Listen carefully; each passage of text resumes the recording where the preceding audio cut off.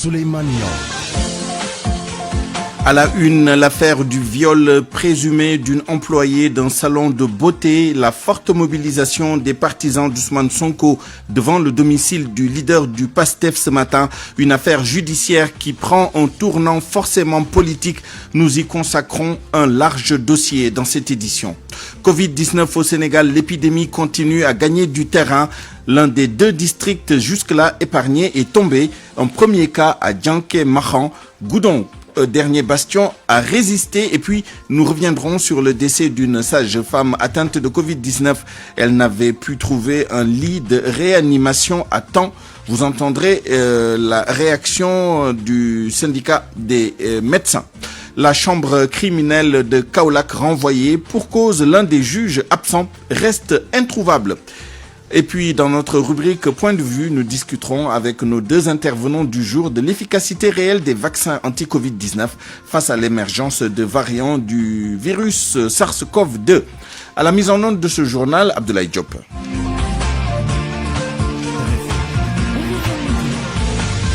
Souleymane Niang. Comme il l'a annoncé lors d'un point de presse hier soir, Ousmane Sonko n'a donc pas déféré à la convocation de la section de recherche de la gendarmerie nationale ce matin. Le leader du PASTEF devait être entendu dans le cadre de l'enquête judiciaire sur les accusations, l'enquête de police plutôt, sur les accusations de viol répété et de menaces de mort portées à son encontre par une employée d'un salon de beauté où il a reconnu s'être rendu pour des séances de massage. Lors de sa déclaration hier soir, Ousmane Sonko s'est prévalu de son immunité parlementaire pour justifier son refus de répondre à la convocation des enquêteurs. Au lendemain de la sortie d'Ousmane Sonko, ses partisans et sympathisants se mobilisent. Depuis ce matin, c'est la ruée vers son domicile à Dakar. Sur place et en direct avec nous, notre reporter Papa Balagay. Bonjour. Bonjour Souleymane. Alors, quelle est la situation sur place ? Oui, ça a dégénéré au niveau donc de la cité Kergodou, où nous sommes donc depuis ce matin. Les militants et sympathisants d'Ousmane Sonko donc étaient là depuis ce matin et mobilisés comme toujours donc derrière Ousmane Sonko qui donc était convoqué ce matin à 11h donc à la gendarmerie de Colobane pour une audition dans l'affaire de viol présumé et menace de mort dont il est accusé par une employée de Sweety Beauty Spa, qui est donc, rappelons-le, un salon de beauté. L'honneur donc se fait depuis ce matin, donc, mais pour l'heure, c'est le débordement. La police est en train donc de tirer des grenades lacrymogènes et les militants ripostent à l'aide de cailloux donc et de pierres, donc n'importe quel objet ou qu'ils ont par devers les mains, ils l'ont lancé donc aux policiers. Pour l'heure, donc la police est également mobilisée avec des blindés et un véhicule donc pour tirer des grenades lacrymogènes. Voilà ce que l'on peut retenir pour le moment à Souleymane en attendant d'y revenir plus amplement. Merci, Pape Balagay. La mobilisation, vous l'avez dit, la mobilisation des partisans du leader du PASTEF avait commencé aux premières heures de la journée. Mohamed Ali Mouba y était déjà pour nous. Devant chez Ousmane Sonko, une bâtisse imposante, c'est le branle-bas. De gros bras gardent la porte d'entrée. Les Sonko Boys qui ont battu le rappel des troupes au lueur du jour accourent de partout. Ils occupent la rue adjacente et veillent au grain. Par moments, les patients se déchaînent. Partout au Sénégal, les gens sont mobilisés pour faire face. Donc aujourd'hui, on ne reculera pas d'un iota. Venu dès l'aube, le coordinateur de PASTEF Dakar désigne du doigt celui qui en veut à son leader.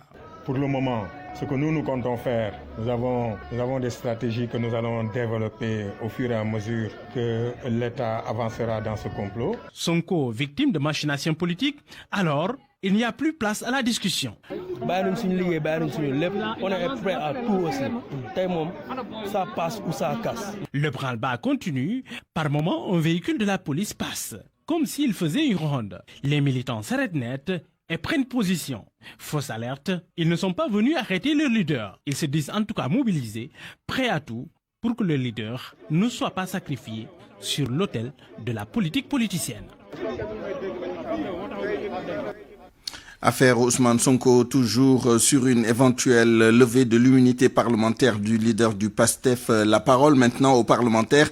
Si Toussaint Manga de l'opposition rejette, du côté de la majorité, pas de commentaire pour le moment. L'Assemblée nationale n'a pas encore reçu de saisine officielle du ministre de la Justice ou de l'Intérieur, Anna Rocha.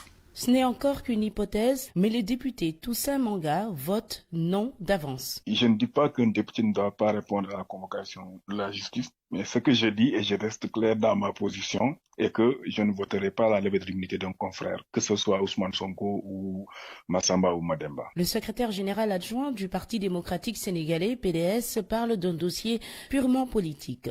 Or, selon lui, les parlementaires ont d'autres priorités. Les choses politiques doivent se régler politiquement. À l'Assemblée, il y a plus sérieux que ça à travailler pour le peuple. Le peuple a plus de priorités que ce dossier. Interpellés sur le sujet, des députés de l'Alliance pour la République n'ont pas souhaité pour le moment se prononcer là-dessus, puisqu'il n'y a pas encore de saisine officielle du ministre de la Justice.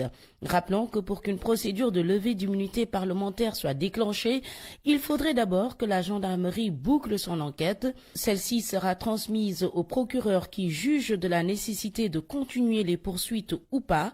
Et si oui, c'est le ministre de la Justice, donc en dernier ressort, qui décide de saisir ou pas l'hémicycle. Et pour refermer ce dossier consacré à cette affaire, évoquons les salons de massage qui obéissent à une réglementation. Les autorisations doivent être délivrées uniquement aux professionnels de la physiologie suivant des critères bien déterminés.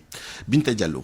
Que faut-il comprendre par massage corporel? Chersek, physiothérapeute, président de l'Association sénégalaise des kinésithérapeutes, rééducateurs. Le massage est un acte de soin qui fait partie intégrante de la rééducation et de la réadaptation fonctionnelle qui appartient aux kinésithérapeutes.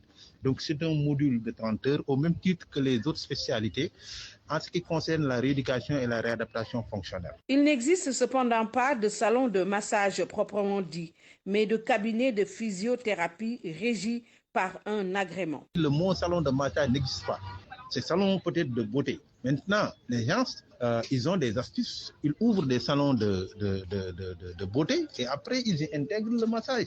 Et ce n'est pas leur soin. Quand on parle de soin, c'est ce qui doit faire le soin. Effectivement, c'est des personnes formées et diplômées. Et c'est ça la vérité. Et ces personnes formées à bonne école et diplômées ont un cahier de charges à respecter pour pouvoir disposer d'une autorisation d'ouverture d'un cabinet de physiothérapie seul habilité à faire des massages thérapeutiques, comme son nom l'indique, Chersek. Il y a aussi bien le personnel qui doit y travailler, répondre aux normes. Il y a le cadre, c'est-à-dire les bâtiments et les équipements. L'autre élément, ça doit avoir au moins le pupitre du médecin-chef de district de la zone de couverture. Ça veut dire qu'aujourd'hui, vous le faites, même le service d'hygiène devrait intervenir parce qu'il doit venir pour faire une prospection pour le respect des règles d'hygiène. Les salons de massage pullulent dans les quartiers dans bien des cas sans aucun respect des normes établies et sans être inquiétés non plus. RFM, fréquente modulation 94.0, la radio en puissance. Évoquons maintenant l'épidémie de Covid-19, d'abord avec les chiffres du jour. Ce lundi 8 février 2020, 297 cas positifs ont été enregistrés sur 2361 tests réalisés, soit un taux de positivité de 12,58%. Nouveauté ou information du jour, c'est l'un des deux derniers bastions qui résistait à l'épidémie de Covid-19 qui est tombé, le district de Dianké-Mahan dans la région de Tambacounda où nous retrouvons Moussa Omar Gueye. Le district sanitaire de Dianké-Mahan vient d'enregistrer son premier cas de Covid-19 depuis le début de la pandémie. Le district de Bakel, qui avait enregistré son premier cas vers le 10 janvier dernier, se retrouve à ce jour avec 25 cas. Face à une propagation aussi fulgurante de la contamination, il urge de redoubler d'efforts avec le respect strict des mesures barrières contre le virus Covid-19. Le district de Kidira compte 2 cas, Maka-Koulibantan 7 cas, Koupentoum 16 cas, Goudiri 70 cas et le district sanitaire de Tambacounda 135 cas. Revenant sur le cumul dans la région médicale, Tambacounda compte à ce jour 145 cas, dont 111 issus de la transmission communautaire et 34 cas contacts. 30 sont sous traitement à domicile, 13 sous traitement au centre de traitement épidémiologique entre Tambacounda, Ourossogui et Matam, et 86 patients déclarés guéris. 16 personnes ont perdu la vie, dont 4 nouveaux décès enregistrés entre Tambacounda, Makokoulibantan et Koupentoum. Moussa Oumar Gueye, Tambacounda, Radio Futur Média. Dans la région de Thiès, malgré le couvre-feu et les autres mesures prises pour freiner la chaîne de transmission du Covid-19, Mbour fait partie des localités qui enregistrent le plus de cas par jour. Dans cette localité, les mesures barrières ne sont pas respectées. Rares sont ceux qui portent des masques. Reportage Abdourahmane Diallo. Une circulation dense en cette matinée du lundi. Automobilistes et piétons vaquent à leurs occupations. Trouvé sur la route nationale à hauteur du Medsef, Modou marche tranquillement. Il n'a même pas de masque. Franchement, je ne peux pas porter de masque, ça m'empêche de bien respirer. En plus, je ne crois pas à la maladie, je le dis sincèrement. 100 mètres après, nous avons rencontré un autre jeune, son nom Mbaye, habillé d'un blouson noir, lui aussi n'a pas de masque. Auparavant, je portais des masques, mais maintenant, je ne porte plus de masque. De toute façon, si Dieu dit que je vais tomber malade, rien ne peut m'empêcher de tomber malade. Juste à côté de lui, Amadou, certes, il a un masque avec lui, mais il l'a mal porté. C'est parce que je travaille et je parle avec des gens, c'est pourquoi j'ai baissé le masque. Mais il m'arrive de porter le masque et merci pour les conseils. La prochaine fois, je vais bien porter le masque. Antoine lui attend un véhicule pour se rendre à Dakar. Avec son masque, il dénonce le comportement de certains bourgeois. Les gens ne semblent pas être vraiment... ils ne croient pas au Covid, si je peux dire, parce que tu vois, sur 50 personnes que tu vas rencontrer, il n'y aura que 10 personnes qui vont porter les masques, qui vont se protéger. Et il y a parmi tant d'autres qui disent que vraiment, ils ne vont pas porter de masque parce qu'il n'y a pas de maladie, il n'y a rien, il n'y a absolument rien du tout, que c'est simplement politique. Aujourd'hui, Mbour a enregistré 14 cas communautaires et 12 cas contacts, ce qui fait un total de 26 cas. RFM Mbour. Abdourahmane Diallo. Parlons maintenant de la vaccination contre le Covid-19 avec cette assurance du coordonnateur du programme élargi de vaccination. Le Sénégal va disposer des 8 millions de doses nécessaires pour les cibles prioritaires et notre pays va veiller sur la qualité des candidats vaccins. Le docteur Ousseynou Badiane était l'invité de RFM Matin. L'initiative COVAX, mais aussi avec l'initiative gouvernementale. On espère avoir des vaccins venant de la Chine autour de 200 000 doses. Mais aussi, nous sommes aussi à côté de l'Union africaine pour chercher d'autres vaccins par d'autres moyens. Et on espère aussi là-bas avoir environ 3 500 000 doses qui constituera pratiquement le premier lot qu'on va utiliser pour vacciner une partie des cibles prioritaires. Notre objectif, c'est au moins d'ici la fin de l'année de vacciner toute la cible prioritaire qui représente à peu près 20% de la population. Et pour cela, il nous faudra environ 8 500 000 doses. Des réfrigérateurs qui ont été acquis par l'État du Sénégal et qui seront disséminés sur le territoire national. Par rapport à leur capacité de conservation, est-ce que cela n'exclut pas certains candidats vaccins, déjà comme Pfizer, BioNTech? Dans la vaccination de routine, les appareils qu'on utilise sont des appareils qui conservent les vaccins entre 2 et 8, mais on a aussi quelques appareils qui conservent les vaccins à moins 20. Ce qu'on n'a pas pour le moment, c'est des appareils de moins 80. Maintenant, les options pour le moment qu'on a, c'est des options sur des vaccins entre 2 et 8. Mais si d'aventure on devait recevoir des vaccins à moins 20, il suffira juste de compléter quelques équipements. Mais s'il faut recevoir du moins 80 aussi, il faudra mettre en place un système logistique pour les moins 80. Mais tout cela, c'est prévu. Si on opte pour un vaccin, on se donnera les moyens d'avoir des moyens de conservation pour ces vaccins-là. La qualité du vaccin, quelle est votre certitude? Nous, on ne va pas utiliser un vaccin qui n'est pas de bonne qualité. Donc, il faut qu'il y ait des garanties d'efficacité suffisante, mais aussi des garanties de sécurité. Revenons maintenant sur cette affaire de cette sage-femme décédée du Covid à Thiès, faute de place en réanimation. Le secrétaire général du syndicat autonome des médecins du Sénégal demande la réouverture du hangar des pèlerins et du centre de Guéréo. Pour Yerim Kamara, la présentation épidémiologique de cette deuxième vague est différente, donc il faut prendre les devants. Yerim Kamara est avec Salimata Ao. Je pense que le SAMES n'a pas varié dans ses positions. Dès le début, nous avions analysé que par rapport à cette deuxième vague, en tout cas, la présentation épidémiologique est différente parce qu'on n'est plus assailli par des cas, en tout cas simples, mais des cas graves. Ces cas graves nécessitent de la réanimation. Et ce qu'on a vu et ce qu'on a constaté, que les capacités sont inexistantes, très limitées dans les régions. Maintenant, je pense que même à Dakar, on a des problèmes pour trouver de la place.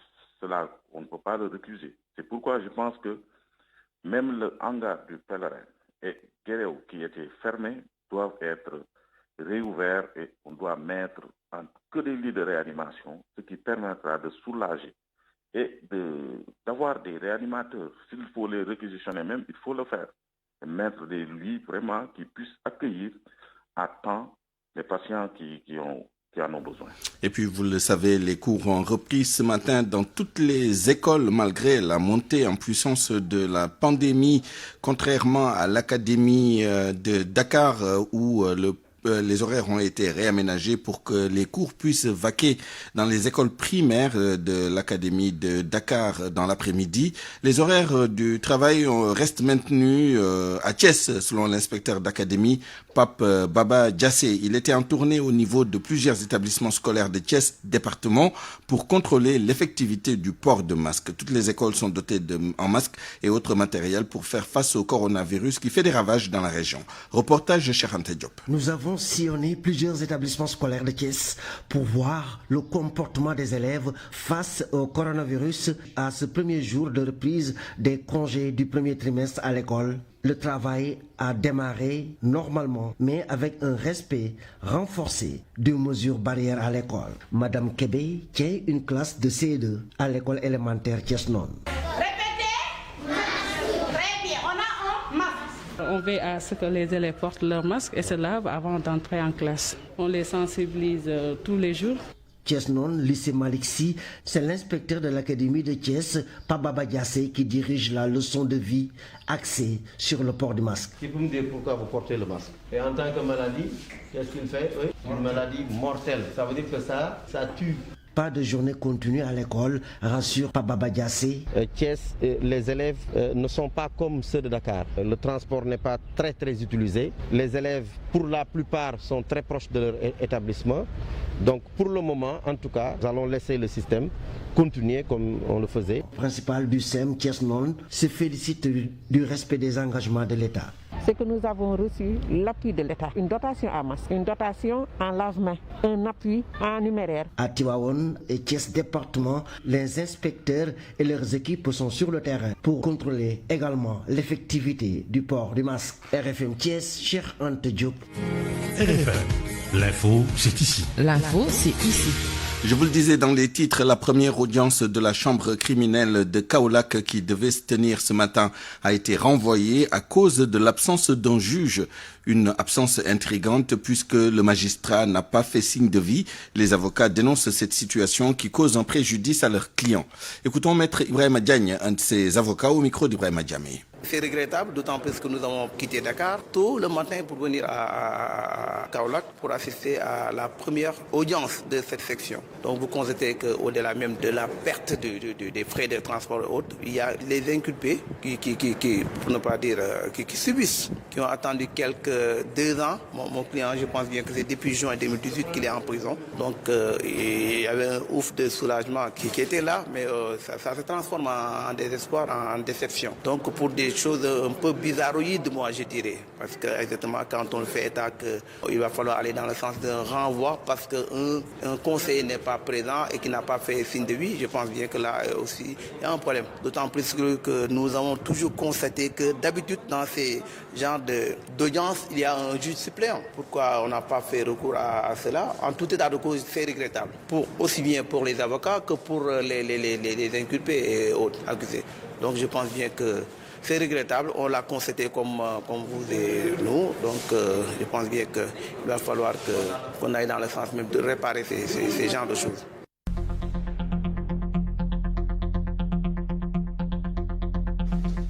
À 12h20, passons à l'actualité internationale avec vous, Georges Détié-Diop. Bonjour. Bonjour, Souleymane Niang. Législative du 6 mars en Côte d'Ivoire, l'opposition en ordre dispersé. Les tractations entre les différents états majeurs des partis pour tenter de présenter des candidats communs donc pour les 255 circonscriptions. Ces tractations n'ont pas abouti. Gobi Ayabi que l'on retrouvera dans un instant, c'est à propos de ces législatives ivoiriennes prévues donc le 6 mars prochain. L'opposition qui va aller à ce scrutin en ordre dispersé. Les tractations entre les différents états-majors n'ont rien donné. Plus de détails avec Gobia Yabi, ce sera au cours de cette page internationale. Au Tchad, le chef de l'État Idriss Déby, candidat à un 6e mandat, il a été investi par son parti. La présidentielle tchadienne est prévue le 11 avril prochain. Et oui, et ça nous permet de partir au Mali, Souleymane, où le commissariat de Kondongba a été attaqué par des hommes armés. Le bilan serait de 3 blessés parmi les policiers, dont un cas grave évacué à Bamako. Selon les médias maliens, les auteurs ne sont pas identifiés. Les assaillants se sont dispersés dans la nature avec le slogan Allahu Akbar. Kolongieba plutôt, est situé à 150 km à l'ouest de la ville de Sikasso. On a le temps d'entendre Gobia Yabi, me semble-t-il. Et puis, on se rend à Abidjan. Plus de détails avec Gobia Yabi avec ces élections législatives qui sont prévues le 6 avril prochain. À 28 jours précisément des élections législatives, l'opposition ivoirienne plus que jamais divisée. Elle n'est finalement pas parvenue à s'unir comme elle avait convenu. Le PDCI d'Henri Konan Bédié et les formations pro-Gbagbo ont rompu avec les autres partis, dont le FPI de Pascal Affi-N'Guessan. Ils promettaient des candidats uniques dans chaque circonscription il y a des semaines en arrière. Cette promesse n'est plus d'actualité. Il y aura finalement bien plus de candidats issus de différents partis ou se présentant comme indépendants. Oubliez les belles déclarations d'intention, les principaux leaders de l'opposition n'ont pas pu mettre sur pied une stratégie commune face au RHDP d'Alassane Ouattara. De tous ces partis de l'opposition, le FPI reste le plus divisé avec les deux tendances qui se sont ouvertement déclarées la guerre suite à l'affaire dite du logo. Puis une autre crise en interne au FPI tendance Gore, Gbagbo ou rien, avec une nouvelle entrante à Simone et Yves Gbagbo qui réclameraient la présidence du parti à la place de Laurent Gbagbo. Par ailleurs, GPS de Guillaume Soro, qui avait refusé de participer aux élections législatives, a appelé dans un communiqué en date du 6 février toute l'opposition ivoirienne à la cohésion et à l'union dans la défense des intérêts du peuple souverain de Côte d'Ivoire. Ici Abidjan, Gobia Yabi, Radio Futur Média. Un rectificatif, Souleymane, les législatives en Côte d'Ivoire, c'est le 6 mars. Très bien, bien noté. Covid-19, l'Afrique du Sud suspend le démarrage de sa campagne de vaccination. Une étude vient de montrer la moindre efficacité du vaccin AstraZeneca sur le variant sud-africain. Le gouvernement a donc annoncé hier la révision de sa stratégie vaccinale. En République démocratique du Congo, les autorités sanitaires ont annoncé hier le retour du virus Ebola dans l'est du pays. L'OMS a du coup dépêché une équipe d'épidémiologistes sur place, cela après la mort d'une femme, 3 mois après la déclaration de la fin d'une épidémie précédente. Nouvelle journée de manifestation en Birmanie après le coup d'État. Des manifestations massives pour protester contre le putsch qui a renversé Aung San Suu Kyi. Des dizaines de milliers de personnes étaient rassemblées hier à Rangoon, la capitale économique. À la tombée de la nuit, les foules se sont dispersées dans le calme, puis elles ont lancé ces foules en appel à manifester encore ce lundi. Et les manifestants ont aussi exhorté à la grève générale, demandant aux fonctionnaires et salariés du privé de rejoindre le mouvement. En Israël, pour terminer, le Premier ministre devant la justice, Benjamin Netanyahu, répond aujourd'hui à des accusations de corruption, fraude et abus de confiance qui pèsent contre lui. Accusation qu'il a refutée. Benjamin Netanyahu a clamé une nouvelle fois son innocence. Il a été inculpé en 2019. Son épouse et lui sont soupçonnés d'accepter pour $265 000 des cadeaux de la part du producteur hollywoodien Arnold Milchard et du magnat australien James Packer. Il est également soupçonné d'avoir tenté d'obtenir une couverture plus clémente de la part du Yedot Ahronot, le quotidien payant le plus lu en Israël, en proposant aux propriétaires de faire adopter une loi défavorable en titre concurrent. Merci Georges Détié-Diop, il est 12h25. Parole aux auditeurs. L'actualité, qu'en pensez-vous?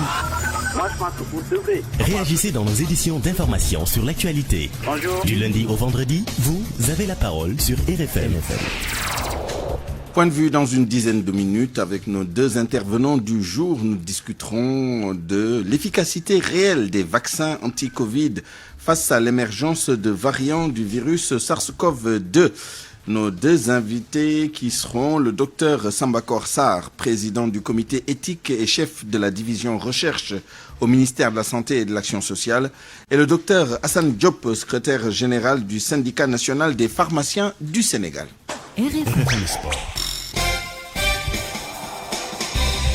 Nous accueillons à présent Malal Junior Diagne pour le journal des sports. Bonjour Malal. Bonjour Suleiman. Football, la Linguère de Saint-Louis en taille patron en Ligue 2. En Ligue 2, après 6 journées, les Saint-Louisiens sont leaders de cette compétition avec 16 points, soit 5 de plus que ses deux poursuivants. Comment expliquer ce bon début de saison?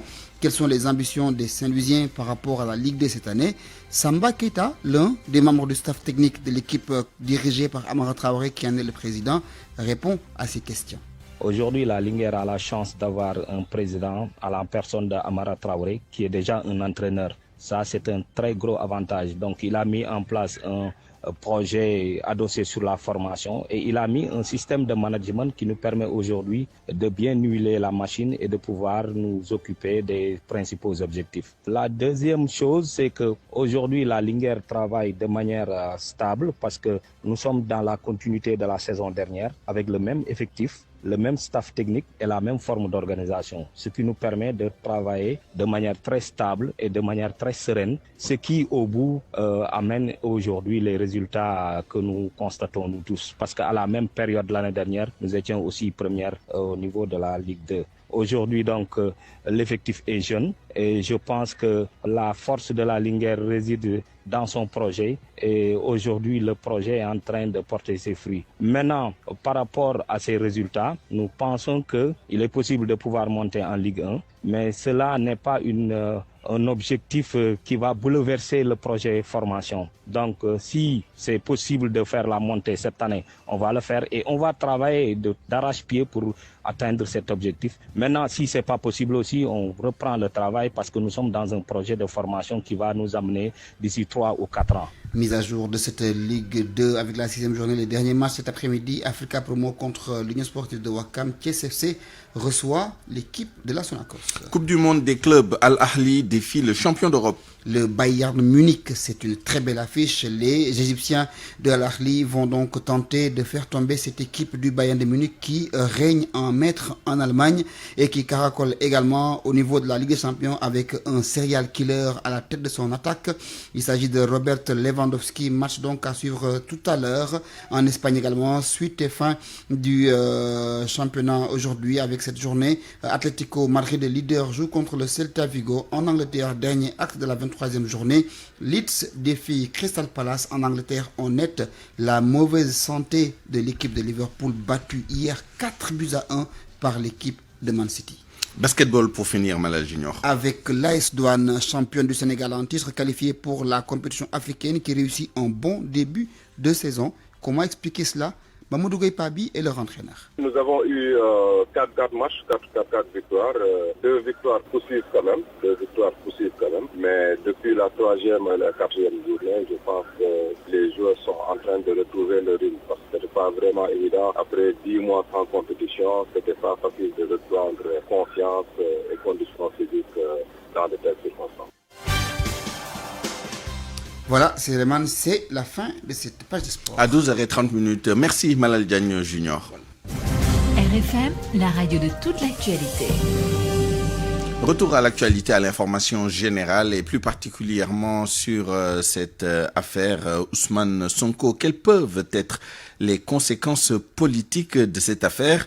Des spécialistes qui citent l'affaire Khalifa Sall et Karim Wade estiment que le gagnant dans cette affaire n'est personne d'autre que le leader de PASTEF, Barthélémy Ngom. Deux hypothèses se posent sur la table selon Bakary Domingo Mané. Si Ousmane Sonko sort gagnant de cette affaire, sa cote va augmenter, estime l'analyste politique. La plupart des chefs d'État qui ont dirigé ce pays sont passés par ces épreuves-là.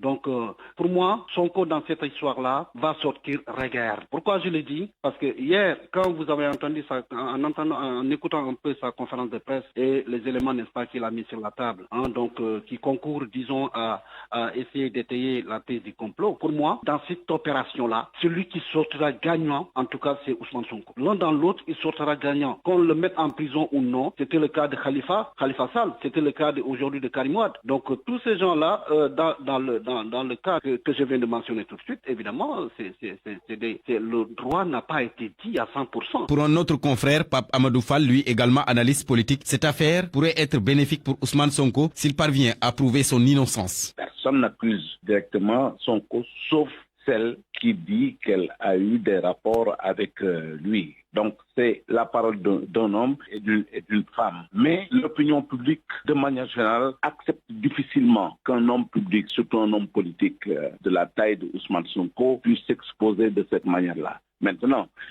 tirer des conséquences rapides est peut-être extrêmement difficile. Mais l'un dans l'autre, cette affaire Sonko-Adji Sarr risque de tenir en haleine l'opinion. Le leader de PASTEF accusé de viol a démonté pièce par pièce les accusations pour arriver à la conclusion que c'est un complot ourdi par le pouvoir en place.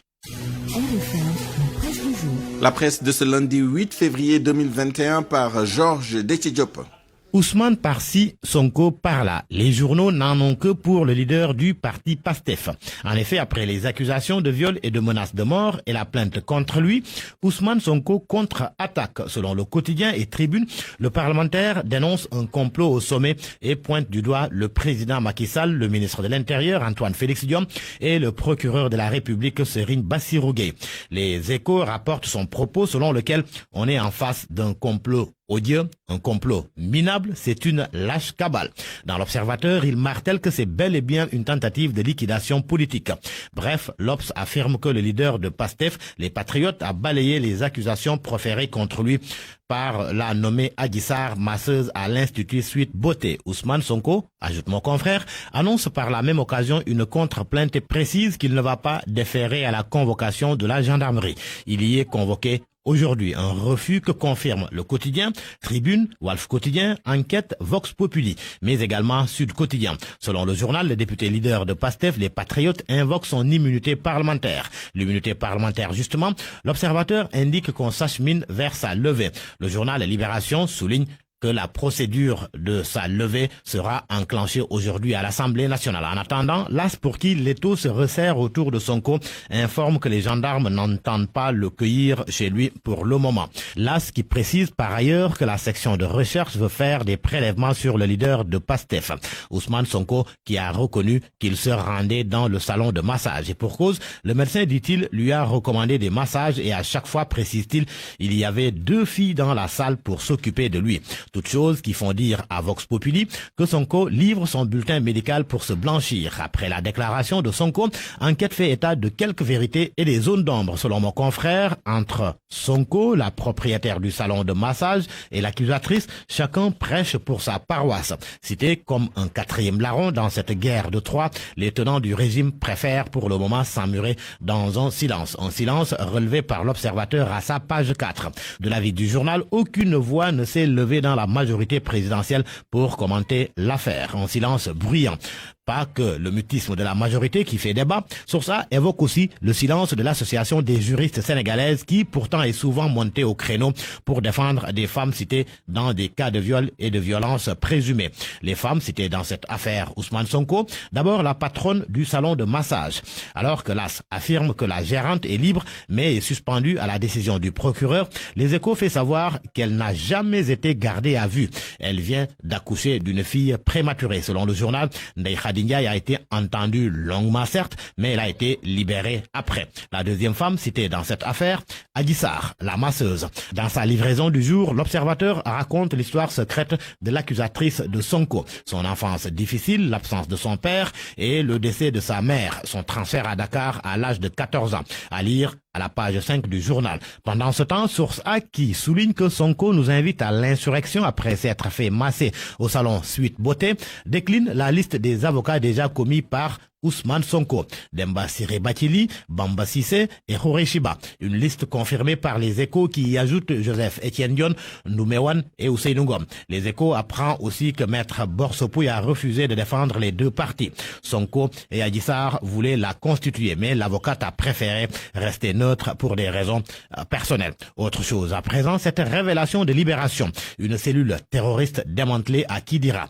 Elle est liée à Amadou Diallo alias Amadou Koufa, chef de la Katiba Massina. 4 suspects présumés ont été arrêtés dans cette commune avant leur transfert à Dakar. Le Covid-19, le Sénégal est à 8 cas de la barre des 700 décès.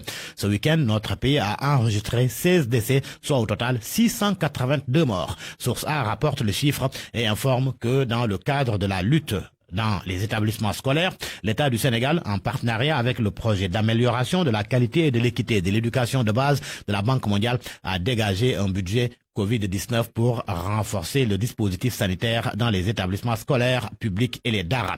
Budget estimé à 1,58 milliard de francs CFA.